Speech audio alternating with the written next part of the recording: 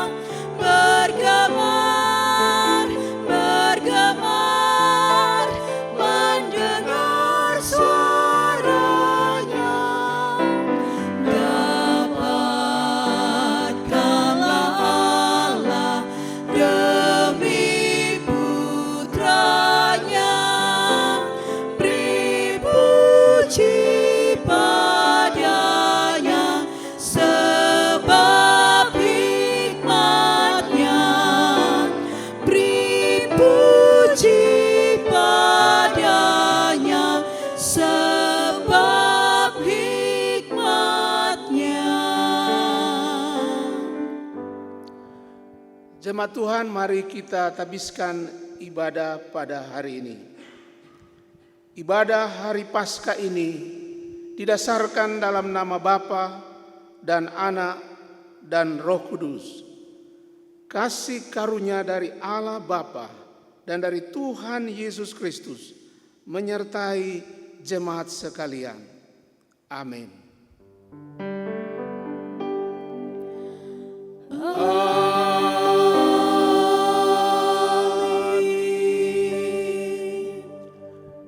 Jemaat Tuhan, nats pembimbing untuk ibadah Paskah pada hari ini diambil dari 1 Korintus 15 ayat 57. Tetapi syukur kepada Allah yang telah memberikan kepada kita kemenangan oleh Yesus Kristus Tuhan kita. Jemaat Tuhan, mari kita bersama-sama mengucapkan pengakuan iman rasuli. Aku percaya kepada Allah, Bapa yang Maha Kuasa, Khalik langit dan bumi, dan kepada Yesus Kristus anaknya yang tunggal Tuhan kita, yang dikandung dari Roh Kudus, lahir dari anak darah Maria, yang menderita di bawah pemerintahan Pontius Pilatus, disalibkan, mati dan dikuburkan, turun ke dalam kerajaan maut. Pada hari yang ketiga, bangkit pula dari antara orang mati, naik ke surga, duduk di sebelah kanan Allah, Bapa yang Maha Kuasa, dan akan datang dari sana untuk menghakimi orang yang hidup dan yang mati. Aku percaya kepada Roh Kudus, gereja yang kudus dan am, persekutuan orang kudus, pengampunan dosa, kebangkitan daging, dan hidup yang kekal. Jemaat disilakan duduk. Bapak Ibu jemaat yang dikasihi, mari kita datang ke hadirat Tuhan dengan sikap hati yang menyembah kepada Dia. Percayalah Bapak Ibu, apapun yang menjadi permasalahan dalam kehidupan kita, badai sebesar apapun, ketika Tuhan Yesus ada di tengah-tengah perahu kita, maka semuanya akan ditenangkannya. Karena Dia akan melingkupi kita, tangan kasih-Nya selalu menyertai kita. Mari kita datang dan menyatakan, lingkupilah aku Tuhan.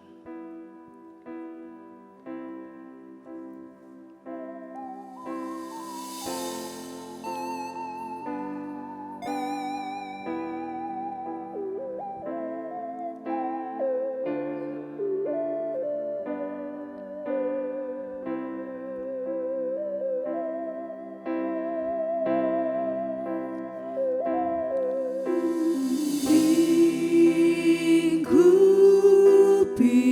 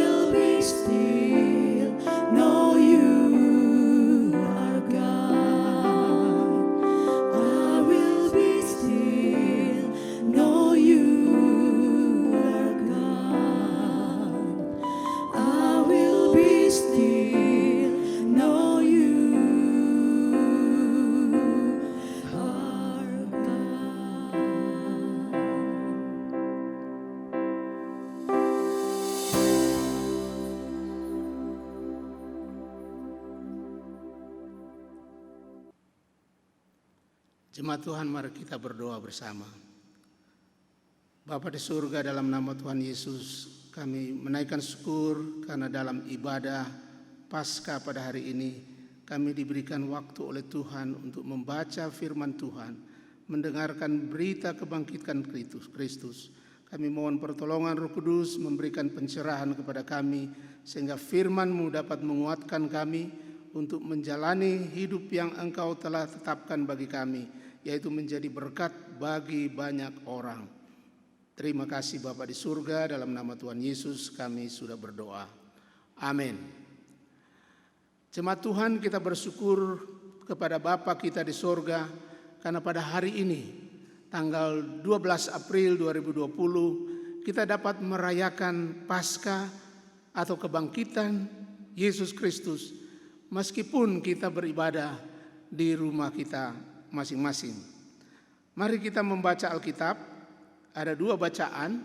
Bacaan pertama dari Injil Yohanes pasal 20 ayat 1 sampai 18. Injil Yohanes pasal 20 ayat 1 sampai 18. Dan yang kedua dari Kolose 3 ayat 1 sampai 4. Yohanes 20 ayat 1 sampai 18. Pada hari pertama minggu itu, pagi-pagi benar ketika hari masih gelap, pergilah Maria Magdalena ke kubur itu dan ia melihat bahwa batu telah diambil dari kubur.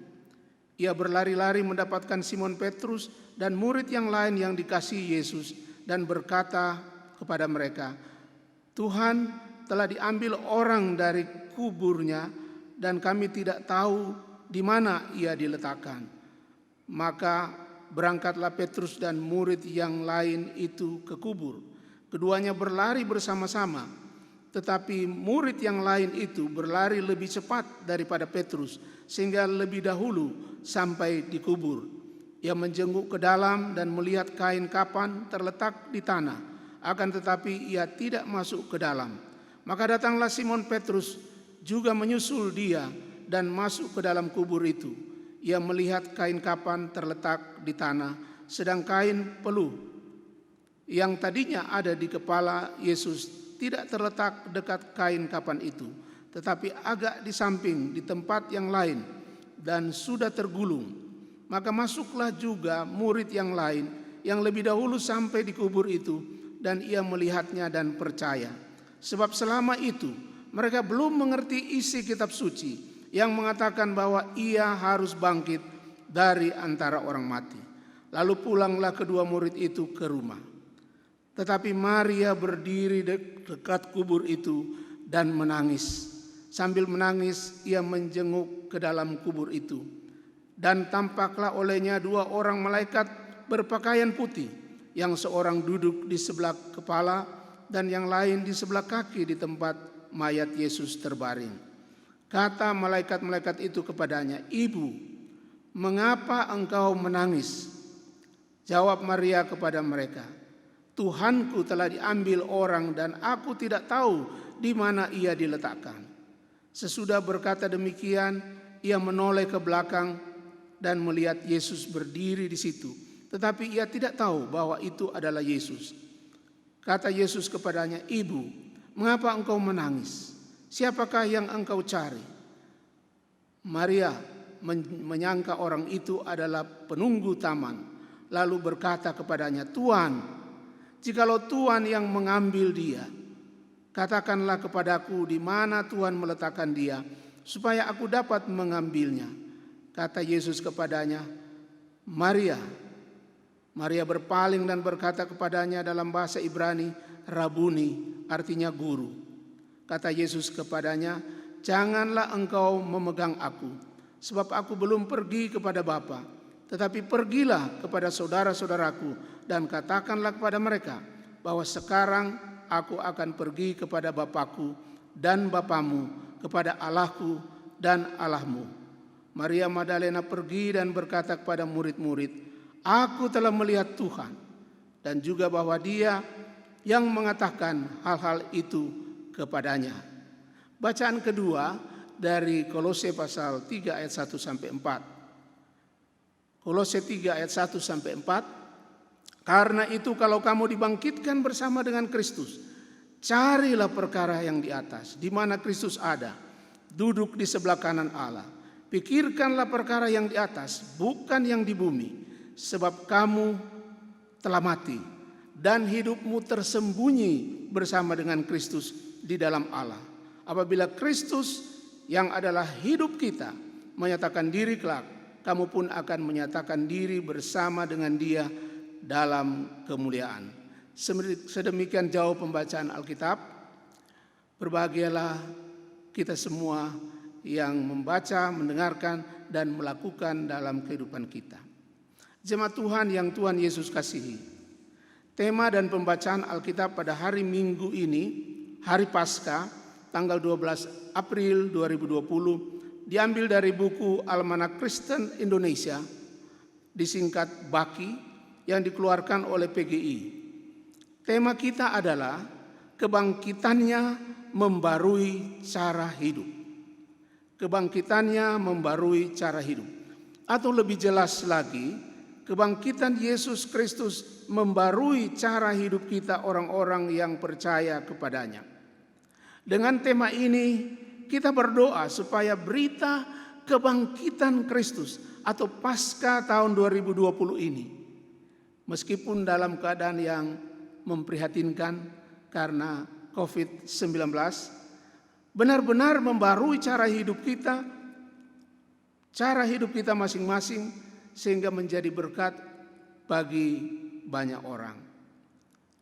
Jemaat Tuhan, narasi kebangkitan Yesus Kristus ditulis dalam keempat Injil, Matius, Markus, Lukas, dan Yohanes.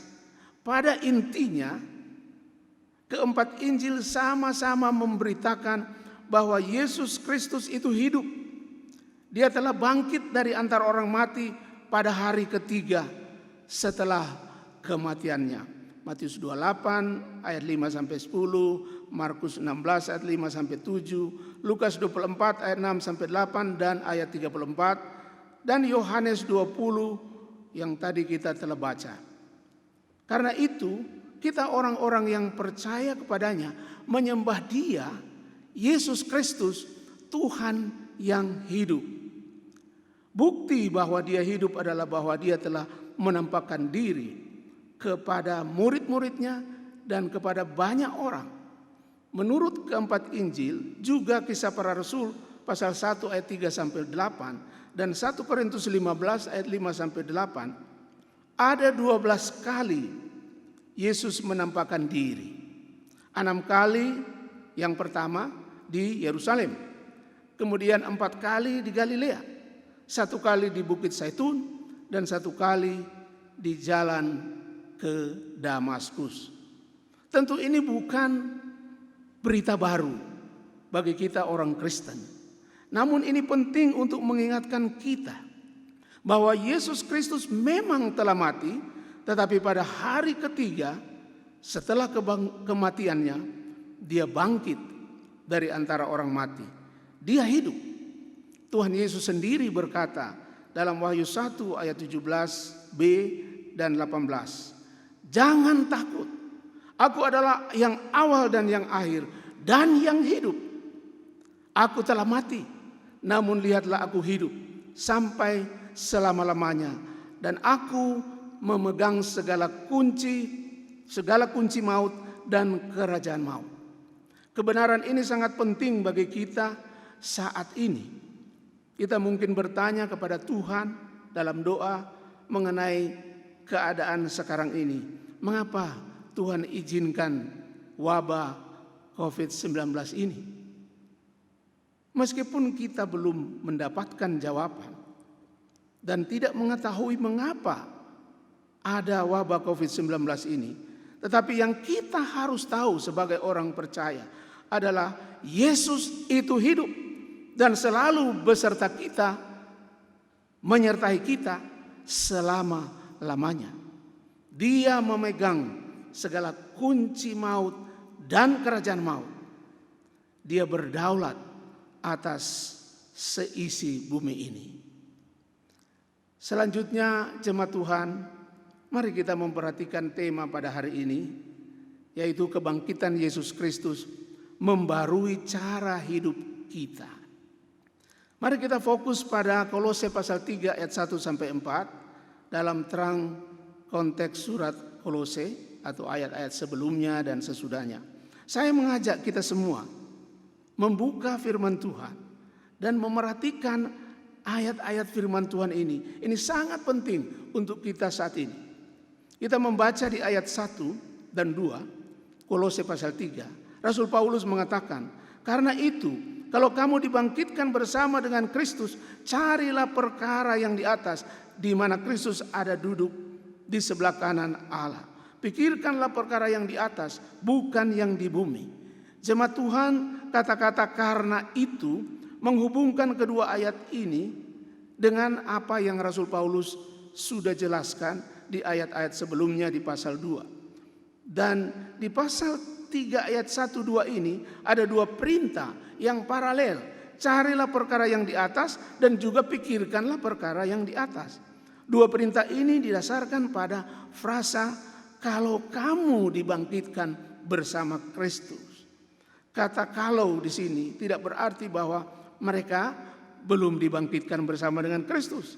Karena penjelasan di pasal 2 menunjukkan bahwa mereka sudah dipersatukan dengan Kristus dalam kematiannya dan kebangkitannya. Pasal 2 ayat 6 sampai 7, ayat 11 sampai 14. Jadi kata kalau atau jika di sini untuk mendorong mereka melakukan perintah mencari dan memikirkan perkara yang di atas. Oleh karena itu, dibangkitkan bersama dengan Kristus adalah suatu realitas atau fakta yang mereka telah alami. Kemudian di ayat 3 dan 4 pasal 3 ini kita membaca Rasul Paulus menyampaikan sebab dan alasan. Sebab-sebab dan alasan mengapa mereka harus mencari dan memikirkan perkara yang di atas. Ayat 3, sebab kamu telah mati dan hidupmu tersembunyi bersama dengan Kristus di dalam Allah. Ayat 4, apabila Kristus yang adalah hidup kita menyatakan diri kelak, kamu pun akan menyatakan diri bersama Dia dalam kemuliaan. Sebab atau alasan mengapa mereka harus mencari dan memikirkan perkara yang di atas. Karena pertama, mereka sudah mati bersama Kristus. Kedua, karena hidup mereka tersembunyi bersama dengan Kristus di dalam Allah. Dan ketiga, karena mereka kelak akan menyatakan diri bersama dengan Kristus dalam kemuliaan. Kemudian di ayat 3 sampai 4 itu langsung diteruskan dengan ayat 5 sampai 17. Mulai ayat 5 kita baca di sana, kita menemukan perintah-perintah yang tegas dan larangan-larangan keras mengenai hidup baru atau kehidupan baru di dalam Kristus. Kita membaca di ayat 5. Karena itu, matikanlah dalam dirimu segala sesuatu yang duniawi, yaitu percabulan, kenajisan, hawa nafsu, nafsu jahat, dan juga keserakahan yang sama dengan penyembahan berhala. Ini adalah perintah yang tegas.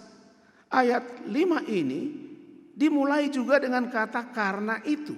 Artinya perintah-perintah dan larangan-larangan di ayat 5 sampai 17 Kolose pasal 3 itu didasarkan pada Kolose 3 ayat 1 sampai 4 yang dimulai dengan frasa karena itu kalau kamu dibangkitkan bersama dengan Kristus.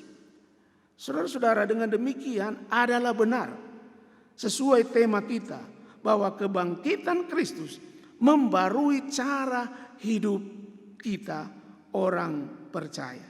Kalau demikian, apa yang harus kita lakukan supaya berita kebangkitan bahwa Kristus itu hidup dan telah mengalahkan dosa dan maut boleh terwujud dalam kehidupan kita setiap hari di tengah keluarga, gereja, dan masyarakat? Bagaimana? Jemaat Tuhan, berdasarkan Kolose 3 ayat 1 sampai 4 dalam terang ayat-ayat sebelumnya dan sesudahnya, ada beberapa tindakan yang jika kita lakukan, maka cara hidup kita akan diperbarui terus-menerus dan hidup kita berkenan kepada Tuhan dan menjadi berkat bagi banyak orang. Ada beberapa tindakan yang jika kita lakukan, maka hidup kita akan diperbarui terus-menerus. Tindakan pertama yang harus kita lakukan adalah dengan rendah hati. Kita selalu mengakui bahwa hanya karena inisiatif Allah kita ada di dalam Kristus. Dengan rendah hati kita selalu mengakui bahwa hanya karena inisiatif Allah kita berada dalam Kristus. Jemaat Tuhan, penerima surat ini disebut di pasal 1 ayat 2 sebagai orang-orang kudus. Mereka memiliki kasih dan pengharapan, ayat 3 sampai 5 pasal 1. Kemudian di pasal 1 ayat 13 kita baca bahwa Allah sendiri yang melepaskan mereka dari kuasa kegelapan dan memindahkan mereka ke dalam kerajaan Kristus. Dulu mereka jauh dari Allah, bahkan musuh Allah, tetapi mereka sudah diperdamaikan oleh Allah di dalam tubuh jasmani Kristus oleh kematiannya untuk menempatkan mereka kudus dan tak bercacat di hadapan Allah. Kolose 1 ayat 21 sampai 22. Jemaat Tuhan, fakta-fakta ini sangat penting untuk kita ketahui bahwa mereka berada dalam Kristus itu karena inisiatif Allah yang Maha Kasih. Kita juga perhatikan di pasal 2 ayat 11 dan seterusnya, ada kata-kata di dalam Dia, di dalam Kristus, dengan Dia. Saya baca pasal 2 ayat 11, dalam Dia kamu telah disunat, bukan dengan sunat yang dilakukan oleh manusia, tetapi dengan sunat Kristus. Kemudian di ayat 12, karena dengan Dia kamu dikuburkan dalam baptisan, dan di dalam Dia kamu turut dibangkitkan juga oleh kepercayaanmu kepada kerja kuasa Allah. Kita baca juga di ayat 13 Kolose pasal 2, kamu juga meskipun dahulu mati oleh pelanggaranmu dan oleh karena tidak disunat secara lahiriah, telah dihidupkan Allah bersama-sama dengan Dia sesudah Ia mengampuni segala pelanggaran kita. Dan ini satu fakta. Ayat 14, dengan menghapuskan surat hutang yang oleh ketentuan-ketentuan hukum mendakwa dan mengancam kita, dan itu ditiadakannya dengan memakukannya pada kayu salib. Jemaat Tuhan, jelas sekali di sini bahwa Allah yang aktif telah menghidupkan mereka. Allah adalah inisiator. Hanya karena kasih-Nya kita boleh berada dalam posisi kita di dalam Kristus. Bandingkan Efesus pasal 2 ayat 4 sampai 9. Tetapi Allah karena kasih-Nya yang besar yang telah dilimpahkannya kepada kita, telah menghidupkan kita bersama-sama dengan Kristus. Oleh karena itu kita harus dengan rendah hati mengakui kebenaran ini. Dengan rendah hati selalu mengakui bahwa hanya karena inisiatif Allah kita berada di dalam Kristus. Tindakan kedua yang harus kita lakukan menurut surat Kolose supaya kita diperbarui terus-menerus, yaitu dengan tegas menolak pengajaran di luar firman Tuhan, di luar Kristus, di dalam pertumbuhan kerohanian kita. Dalam kita bertumbuh, kita boleh diganggu oleh ajaran-ajaran di luar Alkitab. Mereka, orang Kolose ini, juga kita, perlu bertumbuh secara rohani. Tetapi bukan dengan cara yang diajarkan oleh pengajar-pengajar yang palsu. Kita perhatikan di pasal 2 ayat 7-8. Ayat 7 dan 8. Hendaklah kamu berakar di dalam Dia dan dibangun di atas Dia. Hendaklah kamu bertambah teguh dalam iman yang telah diajarkan kepadamu, dan hendaklah hatimu melimpah dengan syukur. Ayat ini ayat tentang pertumbuhan rohani kita. Langsung diikuti dengan perintah tegas di ayat 8. Hati-hatilah supaya jangan ada yang menawan kamu dengan filsafatnya yang kosong dan palsu menurut ajaran turun-temurun dan roh-roh dunia, tetapi tidak menurut Kristus. Hati-hati, atau lihatlah, perhatikanlah. Ini adalah perintah tegas. Kita perhatikan juga di pasal 2 ayat 16. Ini juga perintah atau larangan yang sangat keras, yang berarti berhenti atau stop mengizinkan guru palsu menghukum kamu.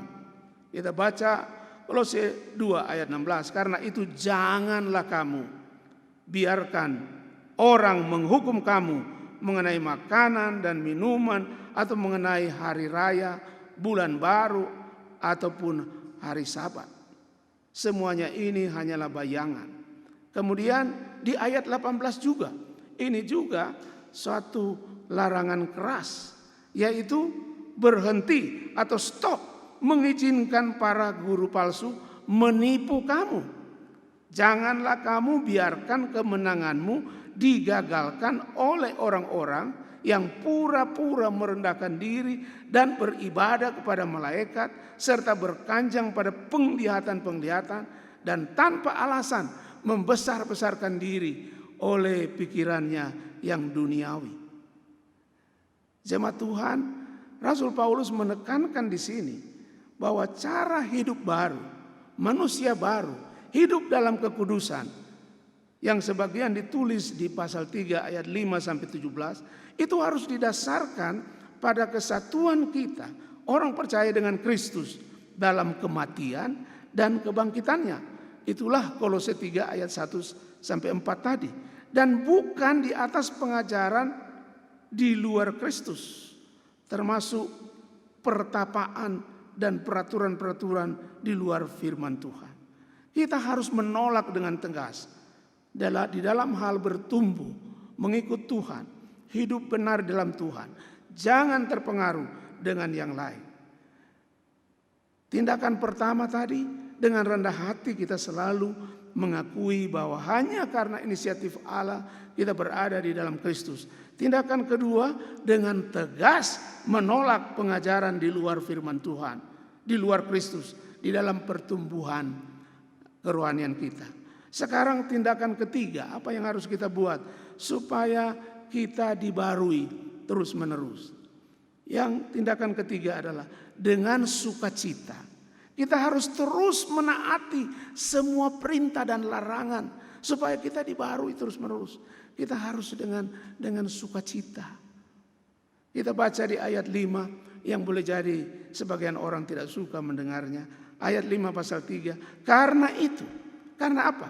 Karena perintah dan realitas di pasal 3 ayat 1 sampai 4. Sekarang ayat 5. Karena itu matikanlah dalam dirimu segala sesuatu yang duniawi, yaitu percabulan, kenajisan, hawa nafsu, nafsu jahat, dan juga keserakaan yang sama dengan penyembahan berhala. Ini adalah perintah yang tegas yang harus dilakukan dengan sungguh-sungguh. Tentu kita bisa berdoa kepada Tuhan, Tuhan tolong saya bergumul dengan dosa tertentu. Tetapi kita sendiri yang harus aktif mematikan dosa-dosa itu. Kita baca di ayat 6, semuanya itu mendatangkan murka Allah atas orang-orang durhaka. Ayat 7, dahulu kamu juga melakukan hal-hal itu ketika kamu hidup di dalamnya. Di ayat 8 langsung dia sebut, tetapi sekarang buanglah semuanya ini, yaitu marah, geram, kejahatan, fitnah, dan kata-kata kotor yang keluar dari mulutmu. Kita harus membuang ini. Kita harus membuang ini, larangan keras. Yang berarti kita harus stop saling mendustai. Itu ayat 9. Stop, kita harus berhenti. Kita baca di ayat 5. Jangan lagi kamu saling mendustai. Kemudian di ayat yang ke-10. Alasannya, karena kita telah mengenakan manusia baru yang terus-menerus diperbaharui. Jemaat Tuhan yang Tuhan Yesus kasih. Di ayat 12 ada perintah tegas. Karena itu, sebagai orang-orang pilihan Allah yang dikuduskan dan dikasihinya, kenakanlah. Nah, ini juga perintah yang tegas. Kenakanlah belas kasihan, kemurahan, kerendahan hati, kelemah lembutan, dan kesabaran. Kita harus mengenakan. Cara hidup inilah jemaat Tuhan yang masyarakat kita saat ini butuhkan. Di masa sulit ini, banyak masyarakat yang memerlukan orang-orang yang berbelas kasihan, yang rendah hati. Selanjutnya di ayat 13, sabarlah kamu seorang terhadap yang lain, dan ampunilah seorang akan yang lain apabila yang seorang menaruh dendam terhadap yang lain. Sama seperti Tuhan mengampuni kamu, kamu perbuat jugalah demikian. Dan di atas semuanya itu ayat 14, kenakanlah kasih sebagai pengikat yang mempersatukan dan menyempurnakan. Jemaat Tuhan, tentu dengan kekuatan kita sendiri kita tidak mampu melakukan perintah-perintah ini. Terutama ayat 5, 8, 12 ini perintah-perintah tegas. Dan larangan keras di ayat 9 diikuti dengan nasihat-nasihat untuk mengasihi sesama, sabar dan mengampuni. Ini adalah perjuangan kita melawan godaan dosa dan keinginan daging kita. Tetapi sebagaimana pemazmur di dalam Mazmur 119, dia begitu mencintai perintah-perintah Tuhan. Demikian juga kita sebagai orang-orang yang percaya, yang telah mengalami kematian dan kebangkitan Kristus. Kita juga dengan sukacita mau, ingin, suka menaati semua perintah dan larangan firman Tuhan, supaya cara hidup kita diperbarui terus. Tindakan pertama dengan rendah hati selalu mengakui bahwa hanya karena inisiatif Allah kita berada di dalam Kristus. Tindakan kedua dengan tegas menolak pengajaran di luar firman Tuhan, di luar Kristus dalam pertumbuhan kerohanian kita. Tindakan ketiga dengan sukacita kita terus menaati semua perintah larangan supaya kita diperbarui terus menerus. Sekarang tindakan keempat, supaya kita terus diperbarui dan hidup layak dan berkenan kepada Allah serta menjadi berkat bagi banyak orang, yaitu dengan terus berpegang pada segala berkat rohani di dalam Kristus. Kita terus menaruh pikiran kita, set our mind on things above. Kita terus menaruh pikiran kita kepada perkara-perkara di atas. Betapa pentingnya kita memfokuskan pikiran kita kepada perkara-perkara di atas. Kita kembali kepada Kolose 3 ayat 1 sampai 4. Kita diperintahkan untuk terus-menerus aktif mencari dan memikirkan perkara di atas. Karena ada alasan, yaitu fakta atau realitas posisi kita dalam Kristus. Yang pertama, realitas masa lalu, telah mati bersama Kristus. Pasal 2 juga ayat 11 sampai 13. Yang kedua, realitas sekarang ini. Hidup kita tersembunyi bersama dengan Kristus di dalam Allah. Ini realitas.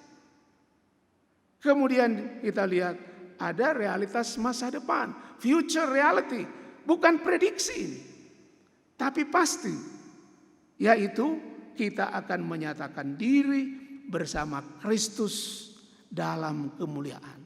Nah, dengan berpegang pada berkat-berkat rohani ini, kebenaran-kebenaran ini, kita fokuskan perhatian kita, pikiran kita kepada perkara-perkara di atas supaya cara hidup kita bisa berubah.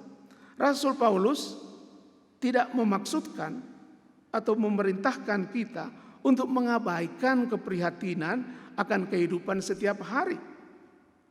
Kalau begitu apa yang dia maksudkan di sini? Di dalam perintah-perintah tadi kita melihat, kita perhatikan perintah tegas, larangan keras supaya kita hidup baru di dalam Kristus. Ini ada hubungan dengan sesama kita. Jadi bukan dia melarang kita dalam mengingat atau memperhatikan keprihatinan masa kini. Tetapi dia minta kita set our mind, fokuskan perhatian kita kepada perkara-perkara di atas. Paulus menggunakan istilah perkara-perkara di atas, bukan yang di bumi. Ini untuk menunjuk kepada realitas sejarah keselamatan di dalam Kristus. Nah, untuk mengetahui apa itu perkara-perkara di atas, kita perlu membaca beberapa ayat yang merupakan referensi dari Kolose 3 ayat 1. Perkara-perkara di atas di mana Kristus ada duduk.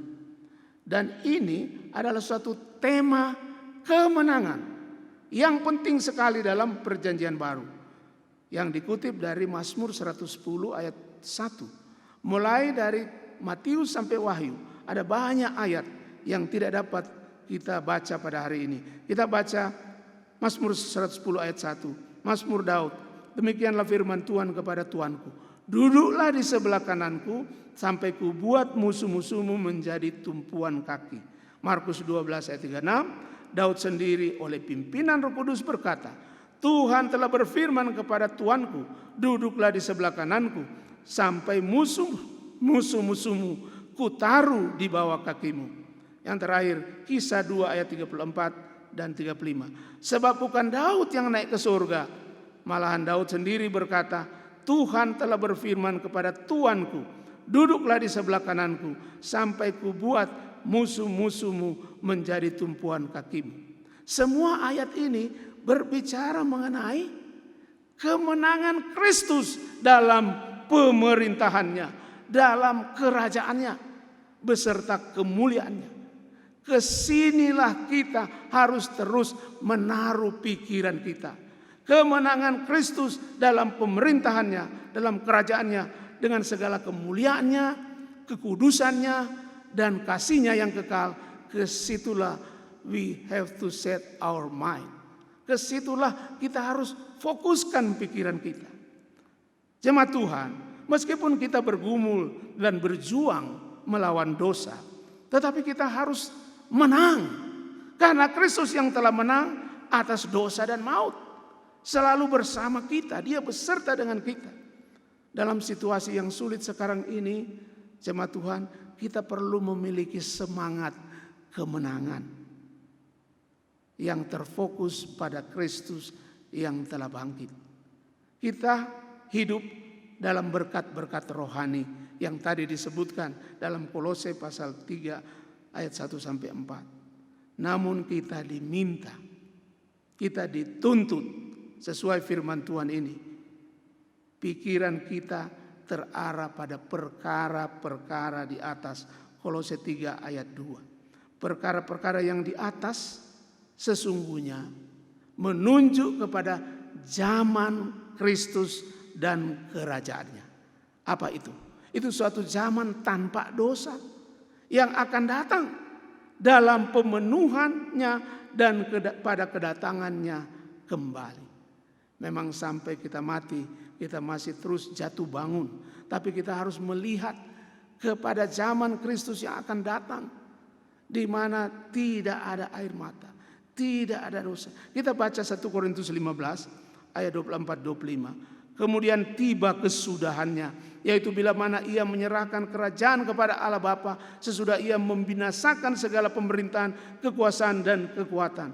Karena ia harus memegang, ayat 25, karena ia harus memegang pemerintahan sebagai raja sampai Allah meletakkan semua musuhnya di bawah kakinya. Luar biasa Bapak Ibu sekalian, jemaat Tuhan. Secara posisi kita sudah menjadi anggota zaman Kristus yang akan datang itu. Kita boleh baca tadi di Kolose 1 ayat 13, kita sudah dipindahkan ke dalam kerajaannya. Dan karena kita fokuskan pikiran kita kepada perkara-perkara di atas, pasal 3 tadi ayat 2, kita akan mulai mengalami kehidupan yang indah itu di zaman itu. Kita mulai menikmati secara penuh pada saat penyempurnaan segala sesuatu. Dengan kata lain, we are on the way to that place. We are on the way to heaven. Betapa indahnya jemaat Tuhan jika kita mulai mulai dalam kehidupan tanpa kecenderungan yang jahat. Kolose 3 ayat 4. Kita akan bertemu dia. Ayat 5 sampai 17. Di mana dosa mulai tiada. Semuanya karena dia yang hidup. Dia yang hidup selalu beserta dengan kita dalam proses pembaruan, dalam kehidupan kekudusan. Apakah bukti yang paling relevan sekarang ini bahwa Yesus Kristus itu hidup? Bapak Ibu sekalian, apakah bukti yang relevan sekarang ini bahwa Yesus Kristus itu hidup? Bukti yang paling relevan sampai saat ini adalah dia mengubah begitu banyak orang berdosa menjadi orang-orang kudus yang hidup berkenan kepadanya. Meskipun masih terus dalam proses pembaruan, ada jatuh bangunnya, tetapi inilah bukti bahwa Yesus hidup. Dia mengubah hidup kita. He changed our lives. Itu bukti yang bisa dilihat oleh sesama kita. Karena itu marilah kita dengan selalu fokus pikiran kita pada Kristus yang adalah Raja yang menang, yang akan datang dalam kemuliaannya. Kolose 3 ayat 4. Yang memegang kontrol atas segala sesuatu. Marilah kita pertama dengan rendah hati selalu mengakui bahwa hanya karena inisiatif Allah kita berada dalam Kristus. Yang kedua, dengan tegas menolak pengajaran di luar firman Tuhan, di luar Kristus dalam pertumbuhan kerohanian kita. Dengan kata lain, untuk kita bertumbuh, mari kita baca Alkitab, tingkatkan baca Alkitab, tingkatkan mendukung pelayanan misi sedunia, tingkatkan doa-doa kita. Bukan terpancing dengan ajaran-ajaran, syarat-syarat dari guru-guru palsu. Yang ketiga, mari kita dengan sukacita menaati semua perintah dan larangan yang Tuhan berikan. Seperti Daud, dia merindukan untuk melakukan perintah-perintah Tuhan. Dan yang keempat, mari kita terus fokus kepada Tuhan Yesus. Set our mind on things above. Apa itu? Kristus yang sudah menang. Dia menolong kita.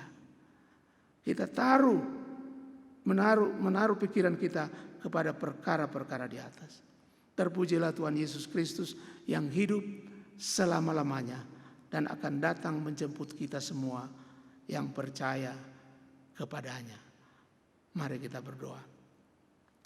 Bapa di surga, terima kasih karena kami boleh mendengarkan berita Paskah bahwa Yesus Kristus sudah bangkit dan dia hidup. Dan dialah yang mengubah hidup kami orang-orang percaya. Bantulah kami untuk menjadi kesaksian bagi banyak orang, di mana orang boleh melihat bahwa hidup kami telah tersembunyi di dalam Kristus, dalam Allah. Terima kasih supaya orang ditarik kepadamu melalui perubahan hidup kami. Benar, kebangkitanmu membarui hidup kami. Dalam nama Tuhan Yesus kami sudah berdoa. Amin.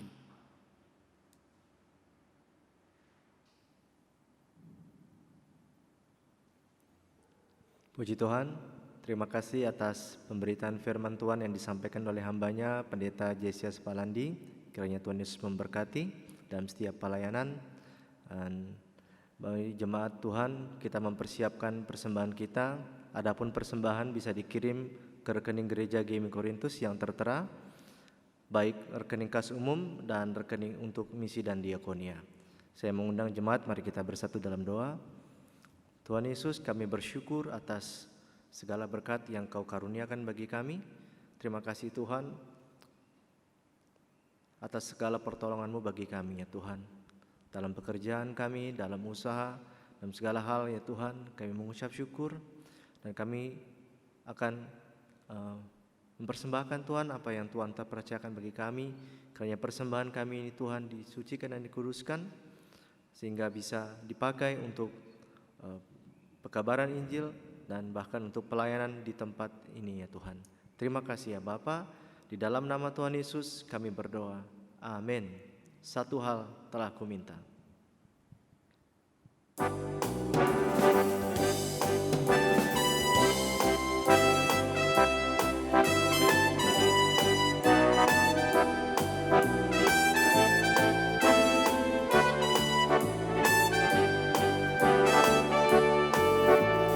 Satu hal telah ku minta kepada Tuhan, itulah yang ku ingini. Diam di rumah Tuhan seumur hidupku, menyaksikan kemurahan Tuhan.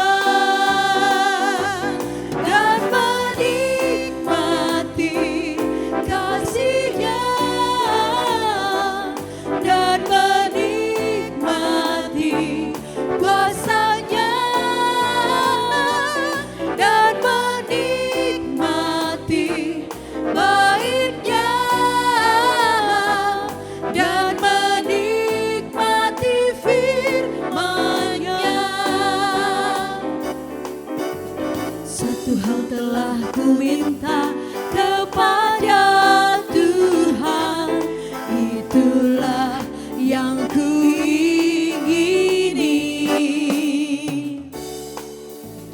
Diam di rumah Tuhan seumur hidupku, menyaksikan kemurahan Tuhan dan menikmati kasih-Nya dan menikmati kuasa-Nya dan menikmati bait-Nya dan menikmati firman-Nya dan menikmati kasih-Nya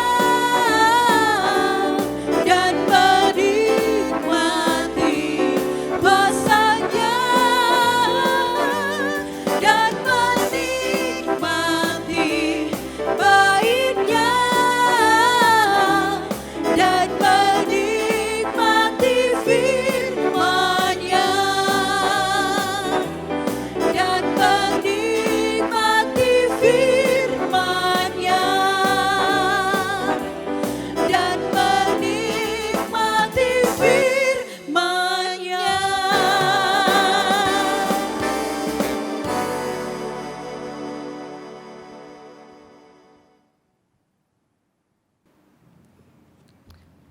Mari jemaat Tuhan, kita bersatu dalam doa.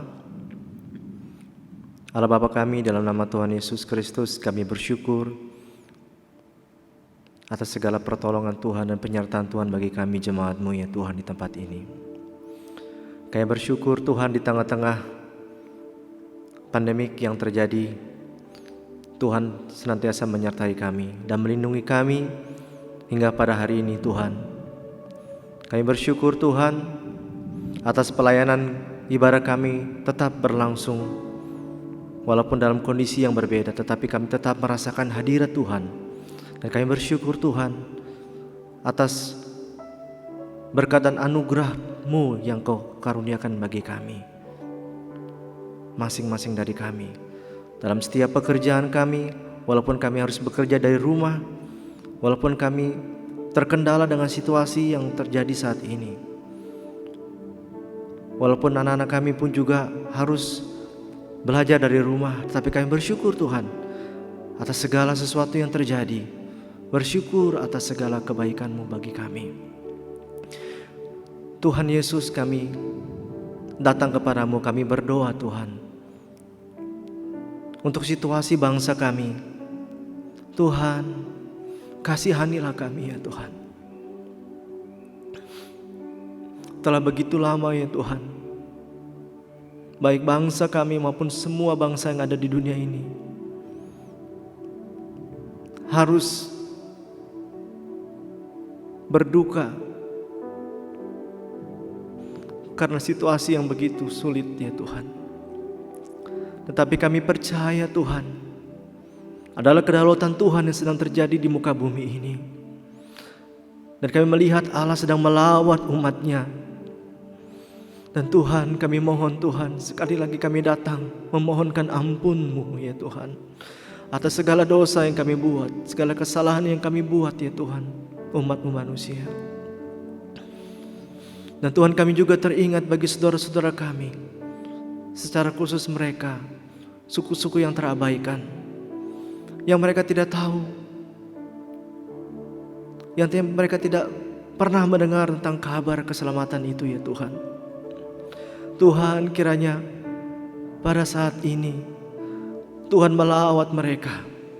Kami berdoa Tuhan untuk para misionaris di garis depan, baik yang ada di negara I, negara K, negara V, T, dan semua negara yang tersebar, di mana ada hamba-Mu yang bergerak di garis depan. Tuhan, urapi mereka, karena kami melihat penuaian sedang terjadi. Setiap orang akan melihat bahwa hanya ada di dalam Engkau saja keselamatan itu ya Tuhan. Terima kasih ya Bapa. Kami terus berdoa untuk pemerintah bangsa kami. Tuhan, berikan hikmat bagi Presiden kami Pak Jokowi dan semua jajaran kabinet, bahkan para medis dan semua yang terlibat dalam upaya untuk menanggulangi pandemi COVID-19 ini ya Tuhan. Tolong Tuhan, baik di negara kami bahkan di seluruh dunia. Tuhan, berikan mereka hikmat. Dan Tuhan, tolong ya Tuhan Yesus, bagi setiap keluarga yang mungkin mengalami kedukaan karena kehilangan anggota yang dikasihi karena penyakit ini, berikan penghiburan bagi mereka, kekuatan, dan mereka tetap melihat bahwa keselamatan itu hanya ada dalam Engkau ya Tuhan. Dan Tuhan Yesus, kami bersyukur Tuhan, di atas semua peristiwa ini Tuhan Yesus, Allah sedang melawat umat-Nya. Dan kami merasakan jamahan Tuhan yang begitu luar biasa terjadi di dunia ini ya Tuhan. Terima kasih ya Bapa. Terima kasih ya Bapa. Dan biarlah Tuhan, pelayanan suku demi suku, bahkan suku yang kami adopsi juga terus berjalan. Dan mereka juga bisa melihat bahwa hanya Engkau saja Tuhan adalah Tuhan dan Juru Selamat bagi semua umat manusia. Terima kasih ya Bapa. Berkati gembala kami, Pak Diki dan Ibu, berikan kekuatan dan kesehatan senantiasa. Berkati para majelis, bahkan majelis sinode, ketua umum kami Pak Palandi juga berkati mereka semua. Dan semua pemimpin gereja kami, Tuhan juga berkati. Berikan mereka hikmat dalam menangani segala, dalam menyesuaikan, mengadaptasi perubahan-perubahan yang terjadi terkait dengan pandemik ini ya Tuhan. Terima kasih ya Bapa. Kami menyerahkan doa kami ini Tuhan, dan alaskan atas doa yang telah Tuhan ajarkan bagi murid-muridnya dan juga akan kami sampaikan bersama-sama. Bapa kami dalam sorga, dikuduskanlah nama-Mu, datanglah kerajaan-Mu, jadilah kehendak-Mu di bumi seperti di surga. Berikan kami pada hari ini makanan kami secukupnya, dan ampunilah kami akan kesalahan kami, seperti kami telah mengampuni orang yang bersalah kepada kami. Dan janganlah membawa kami ke dalam pencobaan, tapi lepaskanlah kami dari penjahat. Karena Engkaulah yang punya kerajaan dan kuasa dan kemuliaan sampai selama-lamanya. Amin.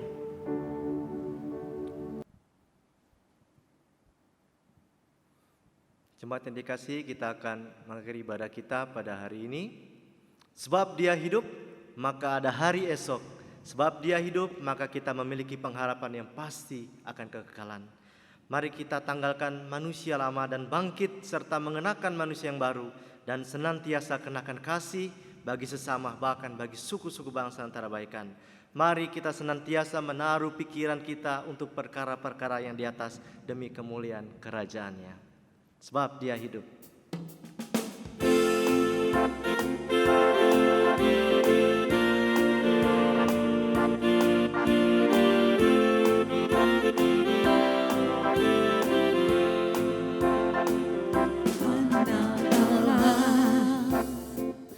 Yesus namanya menyembuhkan, menyucikan, bahkan mati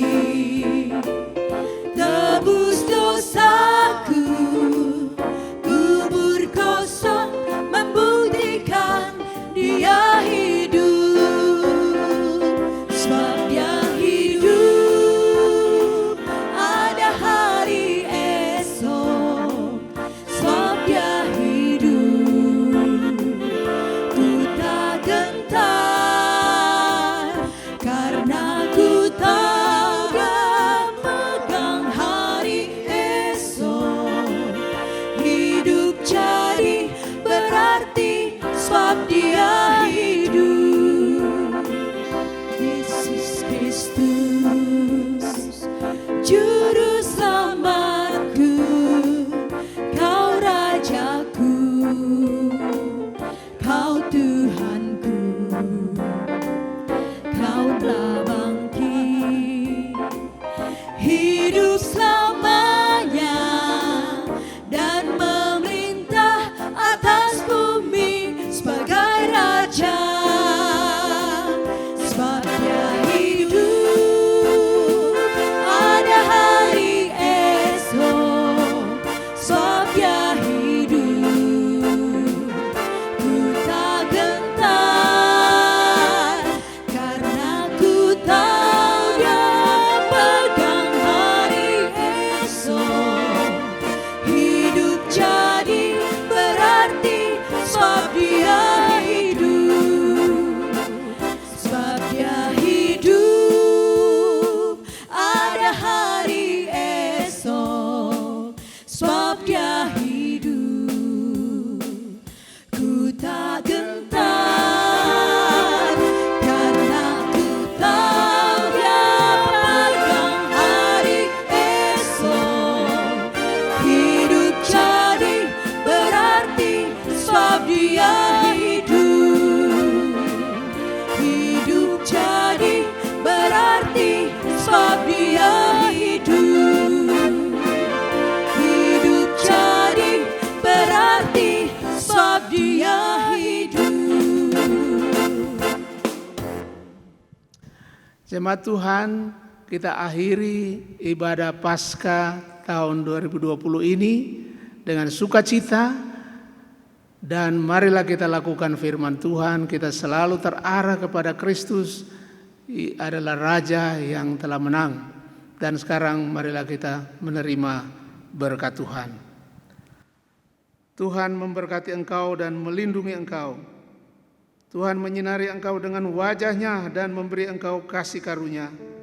Tuhan menghadapkan wajah-Nya kepadamu dan memberi engkau damai sejahtera.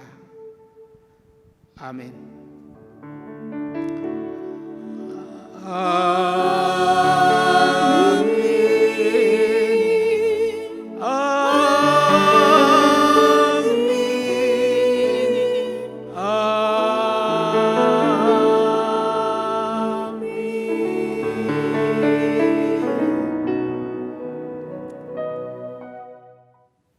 Jemaat Tuhan, ibadah Paskah sudah selesai. Selamat Paskah, Tuhan Yesus memberkati. Amin.